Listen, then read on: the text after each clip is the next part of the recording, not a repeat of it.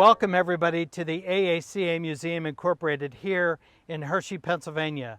We're located at 161 Museum Drive, just off Route 39, here in the sweetest place on earth. My name is Bill Rothermel.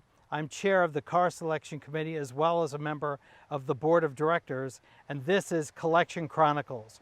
We're going to tell you a little bit of history and a little story about many of the cars that are in our collection of roughly 200 cars, trucks, buses that we have for you to see here at the museum. Every car, as they say, has a story, and this car has a really wonderful story. It's very near and dear to my heart for many reasons. This is a 1914 Packard Limousine. Believe it or not, you could walk into a Packard dealer in 1914 and order or buy this car. This is not a coach-built automobile, meaning the chassis, the rolling chassis and the engine were not sent to a coach builder to have this particular body put on it. This limousine body was a factory body that was actually built at the Packard factory. Packard began in 1899 with James Ward Packard, later moving in Warren, Ohio, later moving to Detroit. Packard later merged with Studebaker in the mid-50s, and the last Packards were made in 1958. These were grand automobiles. They very, very, very quickly became a luxury automobile producer. Within just about 6 years of the beginning of the automobile in 1899. And by the way, the original Packard built in 1899 still exists today. This was a luxury automobile, a very expensive automobile, and this car began its life delivered to a funeral home in Pottstown, Pennsylvania. We know some of the early background and the early history of this car. The interior of the automobile, as best as we know, has never been restored, and it is in original condition. The car was restored, we believe, sometime in the 1960s, and it came to us from an estate in Jupiter, Florida. When the car arrived to us here at the museum, the radiator that you see was gone. It was not part of the car. So we had this beautiful automobile with a radiator that was missing. So it appears that sometime during its history, the radiator had been taken off and sent out to be redone, and it never returned to the car. It was an estate that we received the car from, and nobody had any knowledge of the radiator. Fast forward, the car arrives here at the AACA Museum in Hershey, becomes a part of our collection, and one of my fellow board members said, what about taking the radiator to the Gers family in Lancaster, Pennsylvania, which is about 35 minutes here from Hershey. I know the Gers family well.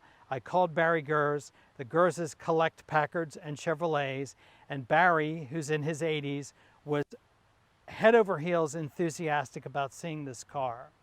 I brought him up here to the museum. I showed him the car, and he just stood here and stared at the automobile. And I said, do you think you can help me out and give me an idea of what it's going to cost to put a radiator in this car? Sure, Bill, no problem.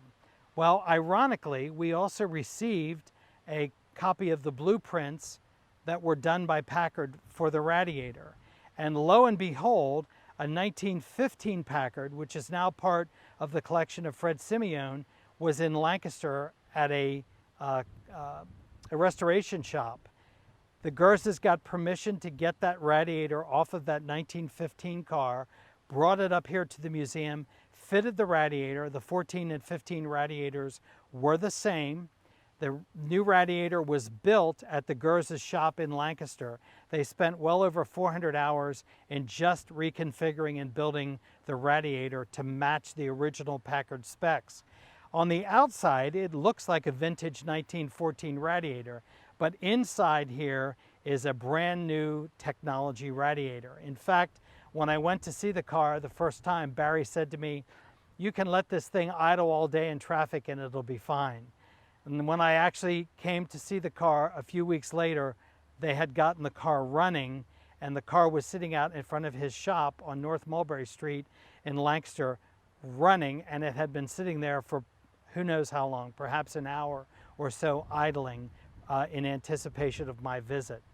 When I asked Barry, what's my bill, what do I owe you?